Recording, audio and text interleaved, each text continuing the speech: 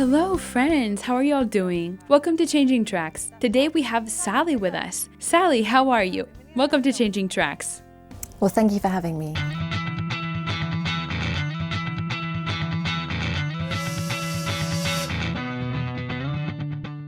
Sally, could you please tell us a little bit about yourself? Introduce yourself a little bit, what your childhood was like. Yes, well, I am British and I'm a British poet. I've published 3 books of poetry and I live near Rome.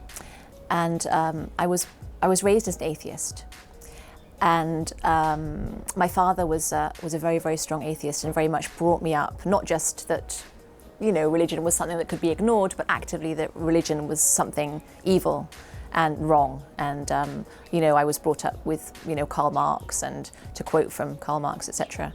So religion was something that I was always aware of and something that I actively disliked, particularly Christianity and particularly the Catholic Church. Did you ever doubt about that? Or did you ever think that God perhaps did exist? I did question it in my head, and to be honest, I always would logically think, I see no way that God can exist. I saw no logic for it, and I often examined it, and particularly at difficult points in my life, I would think, wow, having some kind of religion would make things so much easier, but I just couldn't see how there could be a God at all. Tell us a little bit about why you became a nurse.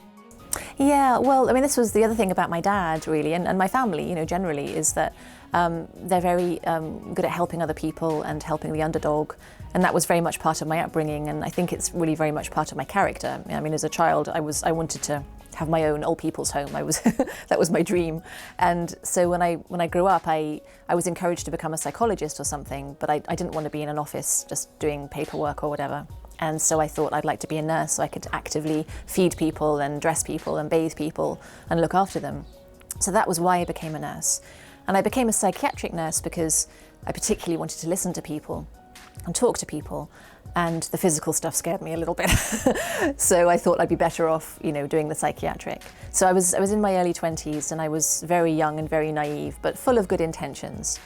But I was very pro-choice, I was very pro-euthanasia. My father was very, very pro-euthanasia.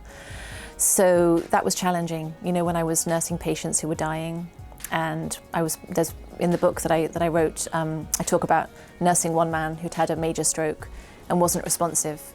And I was told when I went onto the ward as a very new student nurse, they said, he's not being fed anymore, but you need to shave him and wash him and change his pajamas every day. And I found that very strange.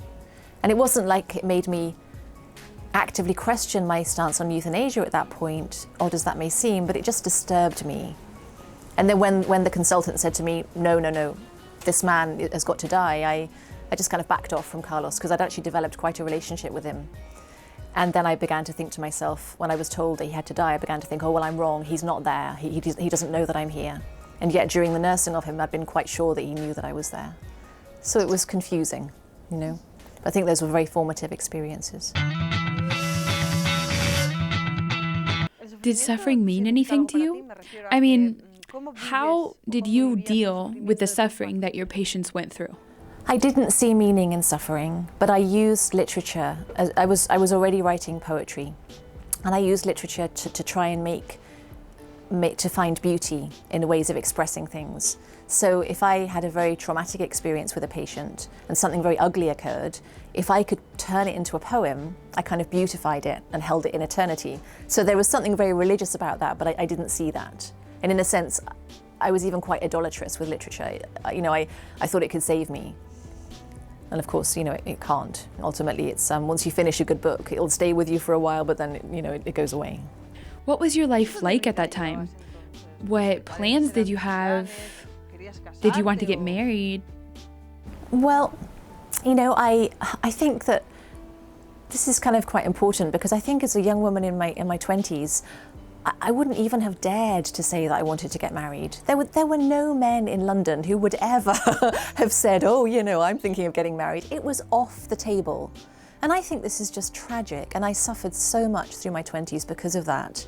And it really was being plunged into this weird ideology of you had to have as many partners as possible, and you couldn't say, you know, I love you, or I'm thinking about getting married and having children. It was just off the table through your whole 20s. And I was involved in many damaging relationships, and one in particular was extremely damaging. So that was a part of that whole period of my life, which was a rotten period. And I write about that in the book because I think when I hit rock bottom at that point, and I felt that there was no God, somehow that terrible bleakness and that absence of God was so visceral that I link it to my conversion so many years later, where I realized that there was a God. And I saw that the immensity of that loneliness and the immensity of God, they were somehow linked. You know, they were united through this experience, and God was always there. At that point in time, did you have any connection with any type of religion? No, I didn't. Looking back as a young nurse involved in this terrible relationship, what I did was I listened to a lot of classical music, and I went to lots of lectures at a place called Conway Hall in London, run by, I believe, a humanist association. So they were all kind of searching type lectures, very intellectual. And I was obviously searching for something, but I was never taken to God. Although, when my grandparents died, and they died quite young, in their early 70s, and then my father died, obviously, in his early 50s, I did go to the Quakers a couple of times because I wanted some silence. And I knew that the Quakers never imposed any kind of doctrine or kind of belief on you. Could you explain briefly who the Quakers are? Yeah, well, I understand that they come in many forms, but the one that I went to in London was very relaxed. So they believe in no hierarchy. It's basically founded on Christian principles, and there is a Bible in the room, but you don't have to believe any of it, is my understanding. And then we would sit in a circle for an hour, and if somebody wanted to speak, then they spoke. And then if nobody spoke, then nobody spoke. Now, I think that there are different branches of the Quakers who are more structured, but the one that I went to had no structure at all. And I don't remember God being mentioned, and certainly not Jesus Christ, and certainly not Mary, you know. So tell us how you changed, how you came into contact with the church. Yeah, well, if I can spool forward many years later, I think, let me think. Well, I was in my early 20s when all this was happening, and I was now 39 and living near Rome and married and a published poet and a mother. And I was looking for a new project, something new to write. And I decided to write a book about female sexuality with a doctor who I'd worked with in London. And we wanted to write about women's bodies and what we felt they didn't know about their bodies, which I think is very valid because women really don't know about their bodies. So we wanted to write about contraception and abortion and sex and everything. And I had to interview lots of women. And it was very easy to find, gay women to talk to, and very easy to find non-believers to talk to. But when I tried to find Muslim women and Jewish women and Christian women, nobody would want to speak to me. And I had this friend in Santa Marinella called Christina, who is a very devout Catholic. And I said to her, can I interview for my book? And she was like, no. And she just wouldn't. And I couldn't figure out why. And I was saying, it's not going to have an agenda. It's just going to give the facts. But she wouldn't speak to me. And I was frustrated, and I thought I would try and speak to a nun, to a sister. And I didn't know how to approach any of the nuns who were around town. And I'd been told that there was this priest who was young and nice and intelligent. And I thought to myself, well, maybe if I contact him, because he was a friend of a friend, I thought maybe if I contact him, he can put me in touch with someone, a woman or a nun or somebody. So I wrote to him one day, just out of desperation, and I just said, Dear Father, I'm writing a book about female sexuality. And I thought he'd be angry or he'd ignore my email, And strangely enough, he got back to me. And then as we were kind of discussing who I could talk to about this book, I suddenly thought, gosh, how can this man who's so nice and so, pleasant and intelligent, how can he be Catholic? Because at this point in 2010, that was when the abuse stories were all coming out of the church. So I hated the church. I just thought it was really dreadful, I mean, really evil. And I said to him, can I ask you some questions? And he said, sure. And so I wrote down these questions for him, and they were things like, if you were banking and you discovered that your bank had links to the mafia, wouldn't you change bank? So now that you know that the Catholic Church is full of abuse, why don't you change churches? And, why can't women be priests? And this long list of questions. And he wrote back, and we had kind of a very lively discussion by email. But there are two things I want to say. The first is that, it's no thing of chance that Father Gregory came into my life, because he is a young priest who had been the head of the Brazilian order in Ukraine, and he'd had to leave the country because he'd been threatened with his life. He was going to be killed because he'd been fighting corruption. So I knew that this person was anti-corruption. I knew he'd risked his life to bring some good to the church and to society generally. So that kind of took the wind out of my sails. He wasn't a bad guy, he was one of the good guys. And yet his loyalty to the church and to the Pope was unshakable. And his faith in God was something to witness. So I think that had an effect on me. But nothing he said, none of the arguments he put to me were convincing to me. And then our discussion kind of dropped. And it was spring in 2010, and I was writing that book about psychiatric patients and considering, if someone has Alzheimer's and they can't remember their own name, what's left of them? What can they express? What is there left? I was thinking about the soul. And maybe it sounds strange, but I was very, very shaken and sort of turned upside down. And I felt like I was really craving something, and I just didn't know what it was at all. And that was the beginning of this major, major conversion experience that basically happened through April and May of 2010. So if what the priest said didn't convince you, what made you change?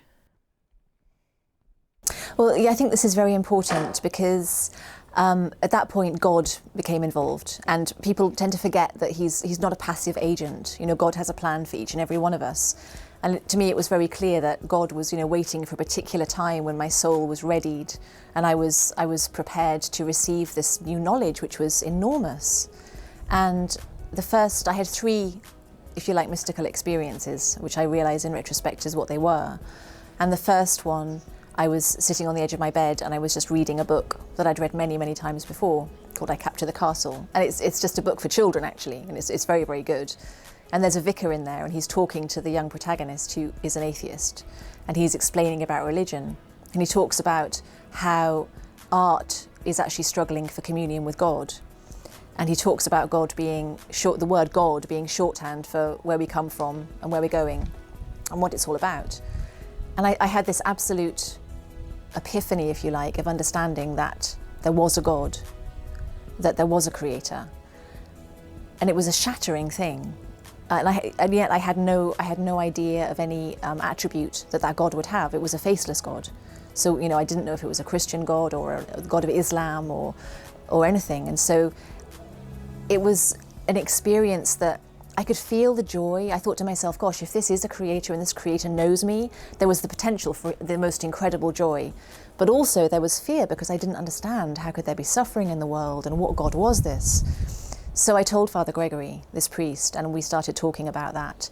And then through that spring, there were two more instances. One where I had this very strange experience of the Spirit one night, where it was like a feeling of complete surrender. It was a physical experience where tears were rolling down my cheeks, and physically I felt like I was softened. It was the most incredible thing. And then the final experience, and the only experience that brought me peace, and I think this is very important, was that I stopped off in this little church near my daughter's school, and I was just sitting there with my feet up on the kneeler, and I was crying, and I suddenly looked up to this icon of Christ, and I said, if you're there, you have to help me. And all of a sudden there was this presence that seemed to come down physically towards me and almost lift me up, and my tears just dried and my face just relaxed. And it felt as though I'd had amnesia all my life, and now somebody had walked into the room who I knew, and it gave everything back to me. And it was just the most incredible experience, and it changed everything. And then, of course, I looked back sort of some weeks later, and I was trying to write a poem about all these strange experiences that had just changed my life utterly. my hair was on end. And I thought to myself, gosh, I've had an experience of the Father and of the Holy Spirit and of the Son. And it was like God just gave me these experiences in this particular way, in such a beautiful structure, the most beautiful form. So apologetics play their part. And indeed, from that point on, I read and I investigated, and I read Thomas Aquinas and I read the Gospels and all these things. Apologetics have their part, but we mustn't forget that God is an active being and comes into our lives and does the most amazing things. So this experience helped you to understand that God was present. Exactly. Was it obvious to you that the Catholic Church was the Church of Christ, the true church, the church where you were supposed to be? No. In fact, after the experience with Christ in the church, I was a Christian 100%, and I was so peaceful and I felt so loved. And yet I was like, oh, but I can't be a Catholic, oh, goodness me. And my friend Christina lent me the catechism and I read it and I was like, well, not the whole of it, but some of it. And I was, oh, this is just terrible. But then what happened was, through that summer, because this all happened within 9 months, so it was very quick. Through that summer, I was reading, as I said, the mystics, John of the Cross and Teresa of Avila, but also, Thomas Aquinas, etc. And the Gospels, very importantly.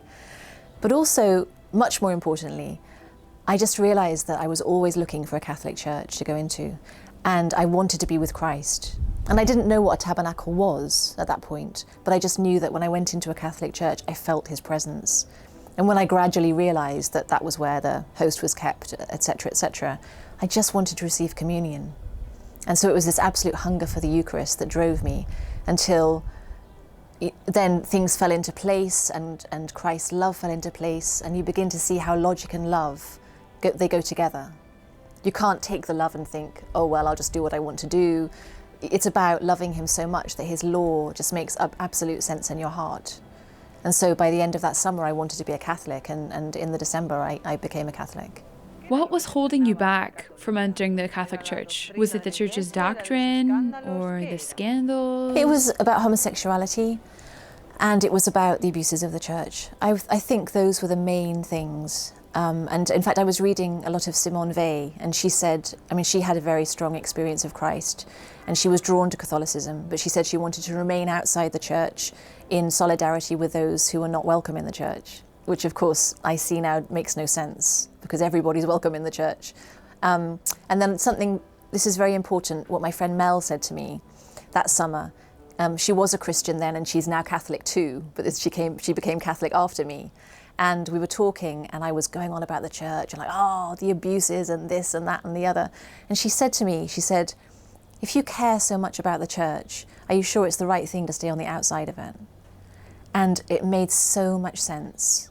And I say that to anybody now. If you feel like leaving the church because you don't like what's going on at some human level, why would you, as a good person with good intentions that loves Christ, leave him?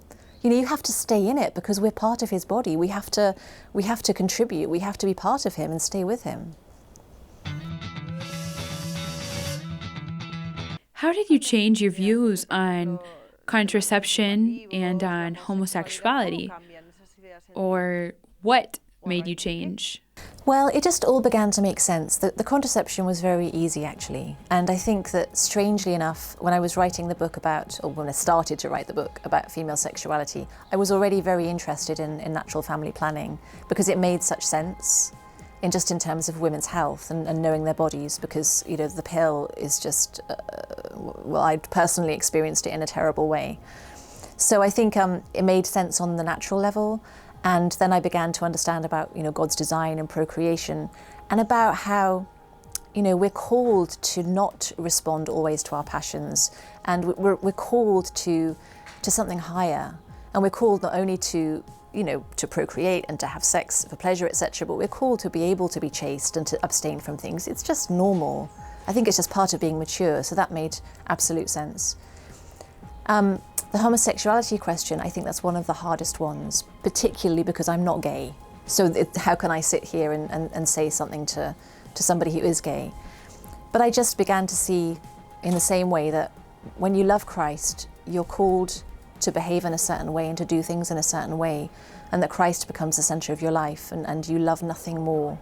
And for everybody, it doesn't matter if you're gay or you're straight or whatever label you want to give yourself, that's the case. And I think we're much too attached to labels. We're too fond of saying, I am. I hear this a lot, being gay is who I am. And I refute that utterly, because being straight isn't who I am. I am a child of God, first and foremost. And I think we have to change the way that we think about things. And of course, we're all on a path of conversion. We all sin regularly, and we're all called to be sanctified. So I think some people have it easier than others, but I don't have it easy either. What was your family's reaction? Well, my little family, my husband and my daughter, I'm really glad because my daughter was only 3 when all this began, and she's been walking with me ever since, and she's very knowledgeable about all things theological and faith, and she has lots of questions, but she's great, and we go through things together. My husband is an Italian Catholic, and he's been brought up Catholic, but he accepts my Catholicism, and he's more tolerant and interested in the faith, but I'm still praying for his real conversion. And my kind of atheist family at home, it's been interesting because, my father's obviously dead, but my mother, she didn't respond too well at first. She wasn't happy at all. And I was very worried about my book and how she'd respond to my book. And in fact, I told her not to read it. But she did read it, and she's great. She's just so on board, and she's been telling all her friends, and they've been reading it. It's just strange. And that's the power of prayer, I think, and the power of grace. How has your daily life changed, your day-to-day?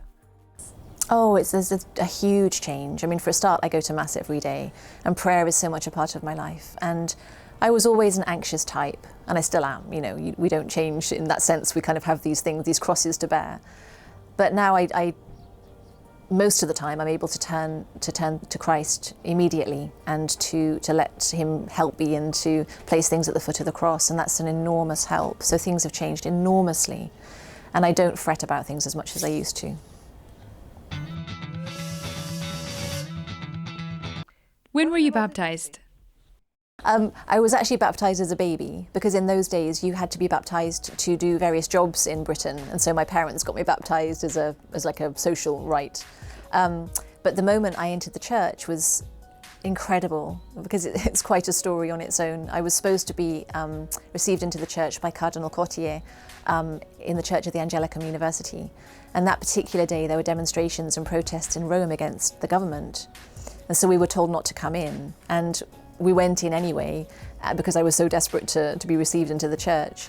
And the city was in lockdown, and there were helicopters overhead, and there were no cars on the road, and there were tanks and soldiers and smashed glass and fires.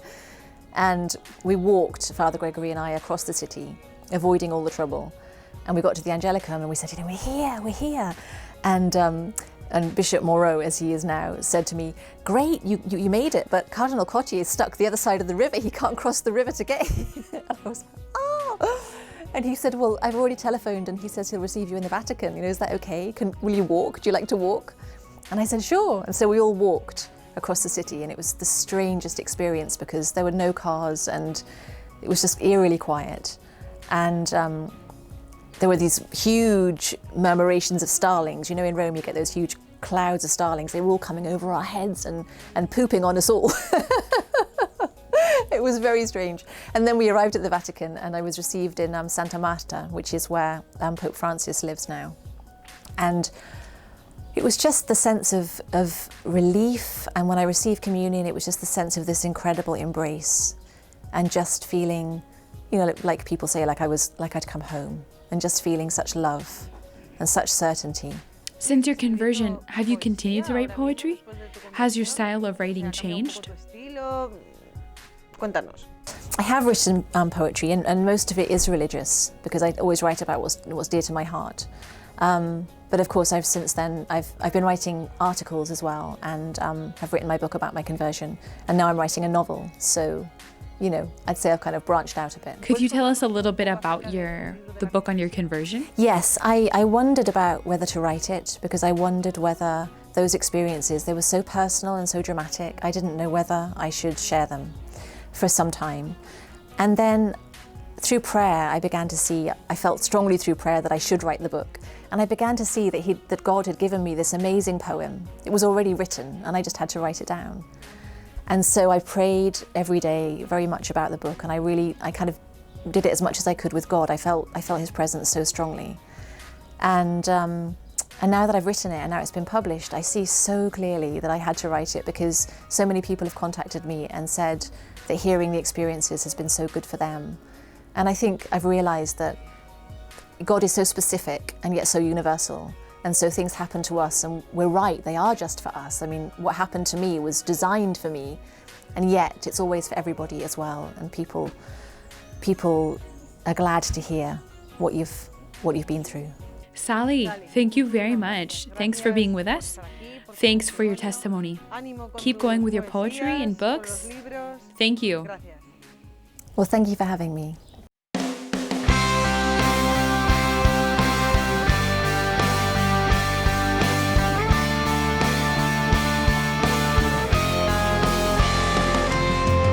Friends, well, we will leave it at that.